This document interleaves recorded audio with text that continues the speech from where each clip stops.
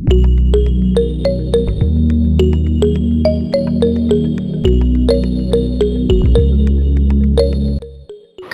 खुसखुशीत आणि एकदम उत्कृष्ट लागणारी कोथिंबीर वडी आज आपण बघणार आहोत। तर चला तर मग रेसिपीला लगेच सुरुवात करूया। मी आहे स्नेहल आणि स्नेहल्स किचन रेसिपीजमध्ये तुमचं सर्वांचं खूप खूप स्वागत।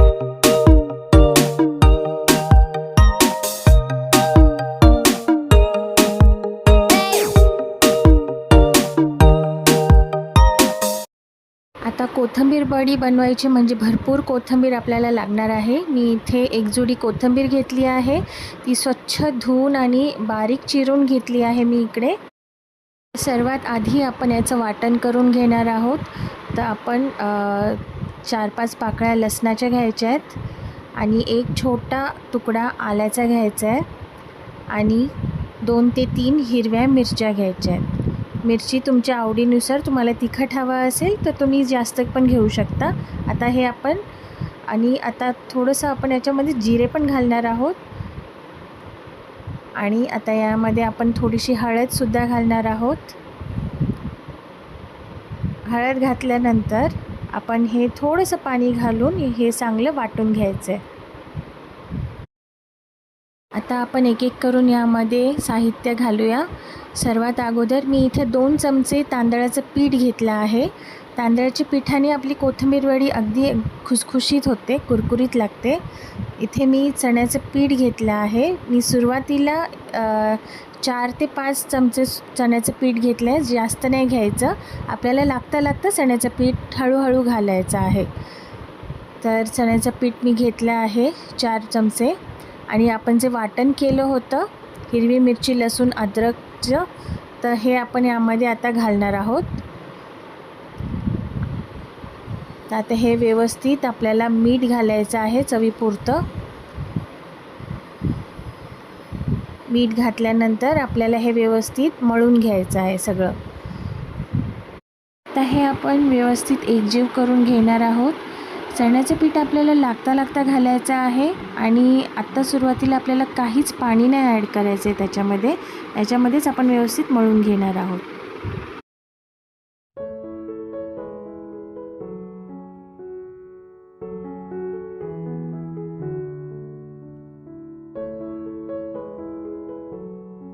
तर मी मगाशी सांगितल्याप्रमाणे आपण यामध्ये थोडं चण्याचं पीठ ॲड करणार आहोत।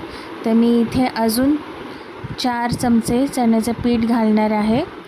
तर तुम्ही बघू शकता आपण इथे कुठेच पाण्याचा वापर केला नाही आहे, त्याच्यातच आपण हे व्यवस्थित मळून घ्यायचं आहे। कोथिंबीरमध्ये अँटीऑक्सिडंट नावाचा गुणधर्म असतो, जो आपल्या शरीरासाठी खूपच उपयुक्त असतो आणि ही कोथिंबीर नैसर्गिकरित्या अतिशय थंड असते, त्यामुळे अन्न पचायलाही मदत होते आणि कुठला त्रासही होत नाही।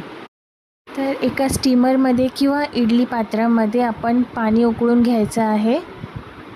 मी इथे स्टीलची चाळण घेतली आहे, त्याला आपण व्यवस्थित तेल लावून घ्यायचं आहे, जेणेकरून आपली कोथिंबीर वडी खाली चिटकणार नाही। आपल्याला हे व्यवस्थित तेलाने ग्रीस करून घ्यायचं आहे सगळ्या बाजूने, कारण की आपल्याला आता कोथिंबीर वडी वाफून घ्यायची।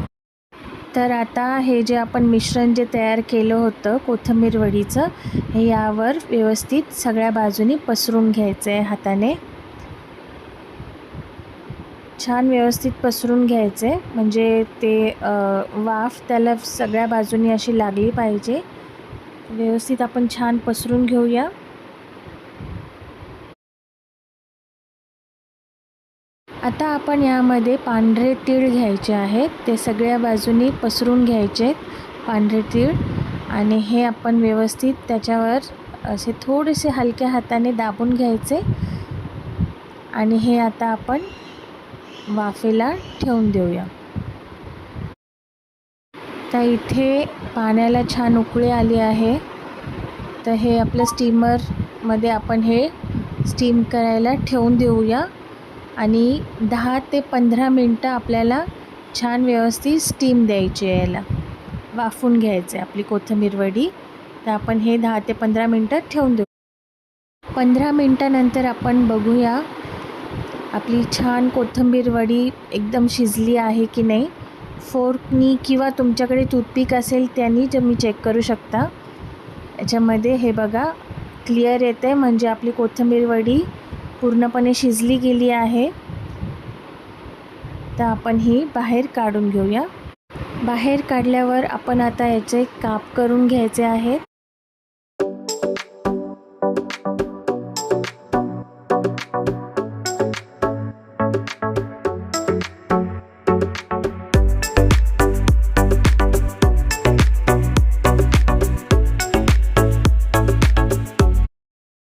आता इथे मी तवा तापून घेतला होता.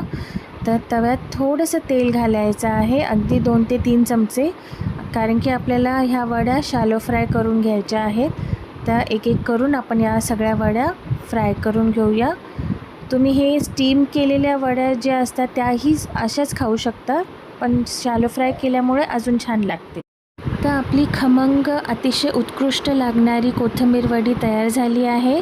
तर नक्की करून बघा आणि मला कमेंट करून सांगा की कशी झाली आहे, आणि तुम्हाला माझ्या रेसिपीज आवडतात की नाही हेही मला सांगा. तर लवकरच भेटूया आपण पुढच्या रेसिपीसह. तोपर्यंत बाय बाय.